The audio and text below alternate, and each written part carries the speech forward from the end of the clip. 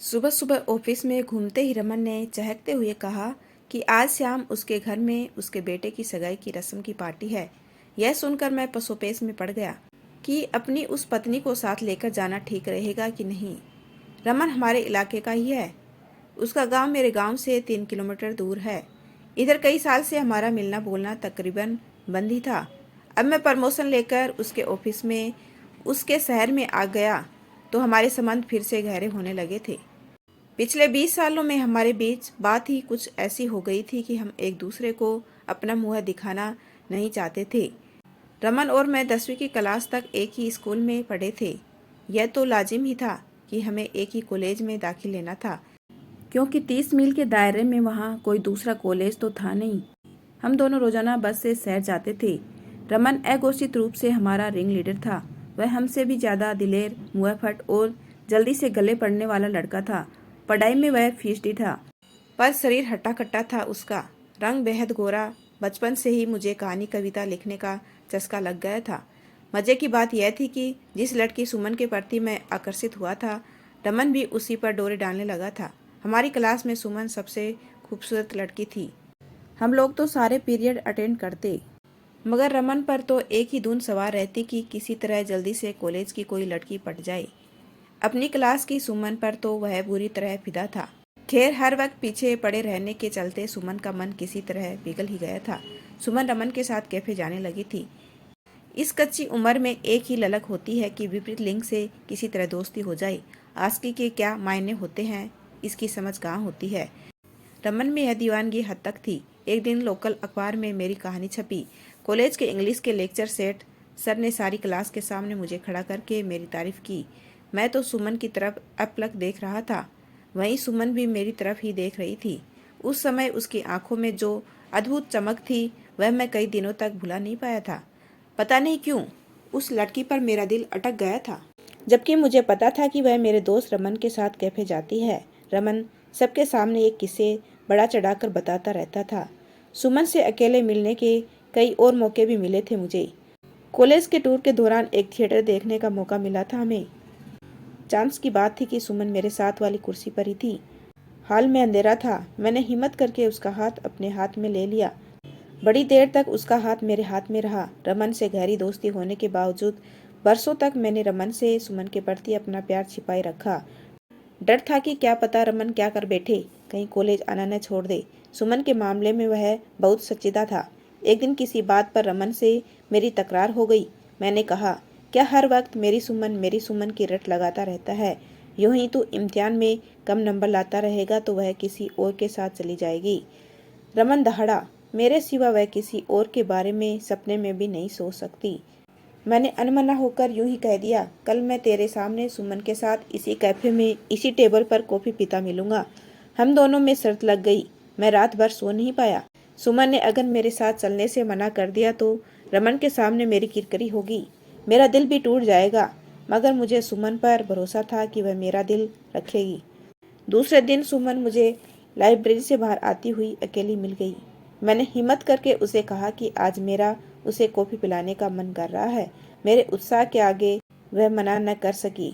वह मेरे साथ चल दी। थोड़ी देर बाद रमन भी वहां पहुंच गया। उसका चेहरा उतरा हुआ था। खैर, कुछ दिनों बाद वह बात आई गई हो गई। सुमन और मेरे बीच कुछ है या हो सकता है। रमन ने इस बारे में कभी भी कल्पना नहीं की थी और उसे कभी इस बात की भनक तक नहीं लगी। कॉलेज में छात्र यूनियन के चुनाव के दौरान खूब हुड़दंग हुआ। रमन ने चुनाव जीतने के लिए दिन रात एक कर दिया। वह तो चुनाव रणनीति बनाने में ही बिजी रहा। वह जीत भी गया। चुनाव प्रचार के दौरान मुझे सुमन के साथ कुछ पल गुजारने का मौका मिला। न वह अपने दिल की बात कह पाई और न ही मेरे मुंह से ऐसा कुछ निकला। दोनों सोचते रहे कि पहल कौन करे। जब कभी कहीं अकेले सुमन के साथ बैठने का मौका मिलता तो हम ज्यादातर खामोश ही बैठे रहते। एक दिन तो रमन ने कह ही दिया था कि तुम दोनों गूंगों को अपनी ही कोई भाषा है। सचमुच सच्चे प्यार में चुप रहकर ही दिल से सारी बातें करनी होती है। मैं एमए की पढ़ाई करने के लिए यूनिवर्सिटी चला गया। रमन ने बीए करके घर में खेती में ध्यान देना शुरू कर दिया। साथ में नौकरी के लिए तैयारी करता रहा। मैं महीने भर गांव आता तो फटाफट रमन से मिलने उसके गांव में चल देता। वह मुझे सुमन की खबरें देता। रमन को जल्दी ही अस्थायी तौर पर सरकारी नौकरी मिल गई। सुमन भी वहीं थी। सुमन के पिता को हार्ट अटैक हुआ था, इसलिए सुमन को जॉब की सख्त जरूरत थी। काफी अरसा हो गया था सुमन से मेरी मुलाकात नहीं हुई। मौका पाकर मैं उसके कस्बे में चक्कर लगाता, उस कैफे में कई बार जाता, मगर मुझे सुमन का कोई अता पता न मिलता। मेरी हालत उस बदकिस्मत मुसाफिर की तरह थी जिसकी बस उसे छोड़कर चली गई थी और बस में उसका सामान भी रह गया था। संकोच के मारे मैं रमन से सुमन के बारे में ज्यादा पूछताछ नहीं कर सकता था। रमन के आगे मैं गिड़गिड़ाना नहीं चाहता था। मुझे उम्मीद थी कि अगर मेरा प्यार सच्चा हुआ तो सुमन मुझे जरूर मिलेगी। सुमन को उसकी जॉब में पक्का कर दिया गया। उसमें काम के प्रति लगन थी। रमन को 6 महीने बाद निकाल दिया गया। रमन को जब नौकरी से निकाला गया तब वह जिंदगी और सुमन के बारे में संजीदा हुआ। उसके इस जुनून से मैं एक बार तो घबरा गया। अब तक वह सुमन को शर्तिया तौर पर अपना मानता था, मगर अब उसे लगने लगा था कि अगर उसे ढंग की नौकरी नहीं मिली तो सुमन भी उसे नहीं मिलेगी। इसी दौरान मैंने सुमन से उसके ऑफिस जाकर मिलना शुरू कर दिया था।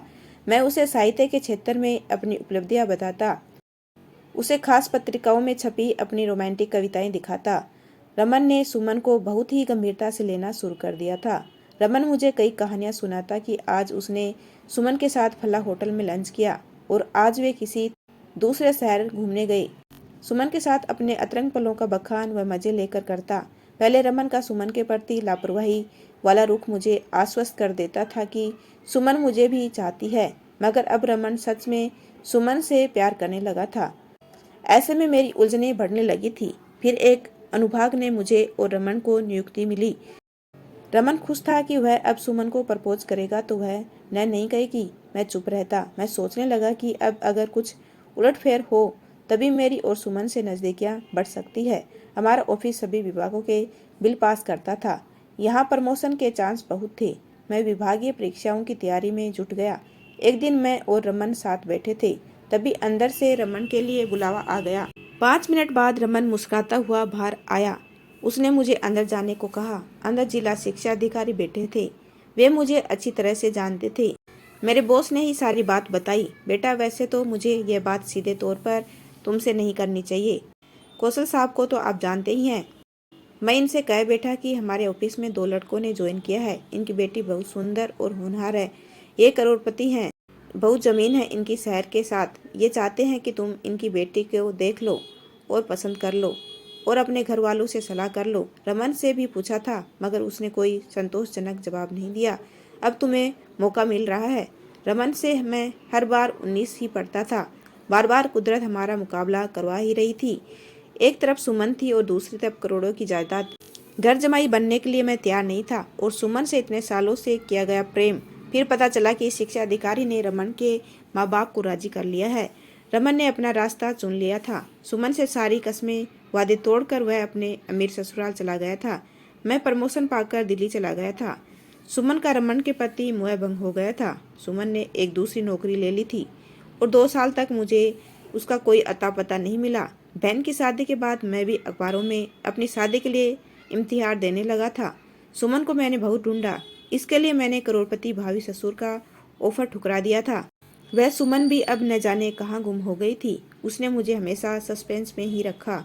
मैंने कभी उसे साफ साफ नहीं कहा कि मैं क्या चाहता हूँ और वह पगली मेरे प्यार की शिद्दत नहीं जान पाई। अखबार के इंतजार के जवाब में मुझे एक दिन सुमन की माँ द्वारा भेजा हुआ सुमन का फोटो और बायोडाटा मिला। मैं तो निहाल हो गया। मुझे लगा कि मुझे खोई हुई मंजिल मिल गई है। मैं तो सरपट भागा। मेरे घर वाले हैरान थे कि कहाँ तो मैं लड़कियों में इतने नुक्स निकालता था और अब इस लड़की के पीछे दीवाना हो गया हूँ। शादी के बाद भी लोग पूछते रहते थे कि क्या तुम्हारी शादी लव मैरिज थी या अरेंज, तो मैं ठीक से जवाब नहीं दे पाता था। मैं तो मुस्कुरा कर कह देता था कि सुमन से ही पूछ लो। सुमन से शादी के बाद रमन के बारे में मैंने कभी उससे कोई बात नहीं की। सुमन ने भी कभी भूले से रमन का नाम नहीं लिया। वैसे रमन सुंदर और स्मार्ट था। सुमन कुछ देर के लिए उसके जिस्मानी खिंचाव में बंध गई थी। रमन ने उसके मन को कभी नहीं छुआ। जब रमन ने सुमन को बताया होगा कि उसके माँ बाप उसकी सुमन से शादी के लिए राजी नहीं हो रहे हैं, रमन ने यह तो शायद नहीं बताया होगा कि करोड़पति बाप की इकलौती बेटी से शादी करने के लिए वह सुमन को ठुकरा रहा है। मगर जिस लहजे में रमन ने बात की होगी, सुमन सब कुछ समझ गई होगी। तभी तो वह दूसरी नौकरी के बहाने गायब हो गई। इन 2 सालों में सुमन ने मेरे और रमन के बारे में कितना सोचा विचारा होगा। रमन से हर लिहाज में मैं पहले रंग पर रहा, मगर सुंदरता में वह मुझसे आगे था। आज रमन के बेटे की सगाई का समाचार पाकर मैं सोच में था कि रमन के घर जाए या नहीं। सुमन ने सुना तो जाने में कोई खास दिलचस्पी नहीं दिखाई। उसे यकीन था कि अब रमन का सामना करने में उसे कोई सेप या असहजता नहीं होगी। इतने सालों से रमन अपने ससुराल में ही रह रहा था। सास ससुर मर चुके थे। इतनी लंबी चौड़ी जमीन शहर के साथ ही जुट गई थी। खुले खेतों के बीच रमन की आलीशान कोठी थी। खुली छत पर पार्टी चल रही थी। रमन ने सुमन को देखकर भी अनदेखा कर दिया। एक औपचारिक सी नमस्ते हुई। अब मैं रमन का बॉस था। रमन के बेटे और होने वाली बहू को पूरे ऑफिस की तरफ से उपहार मैंने सुमन के हाथों ही दिलवाया। पहली बार रमन ने हमें हैरानी से देखा था। जब मैं और सुमन उसके घर के बाहर कार से एक साथ उतरे थे, वह समझ गया था कि हम मियाँ बीबी हैं। दूर तक फैले खेतों को देखकर मेरे मन में आया कि ये सब मेरे हो सकते थे अगर उस दिन मैं जिला शिक्षा अधिकारी की बात मान लेता। उस शाम सारी महफिल में सुमन सबसे ज्यादा खूबसूरत लग रही थी। शायद उसे देखकर रमन के मन में भी आया होगा कि अगर वह दहेज के लालच में न पड़ता तो सुमन उसकी हो सकती थी। चलो, जिसकी जो चाहत थी उसे मिल गई थी। यदि आपको मेरा छोटा सा प्रयास अच्छा लगा हो तो चैनल को लाइक शेयर एंड सब्सक्राइब कीजिए। आपका अपना कीमती समय देने के लिए दिल से धन्यवाद।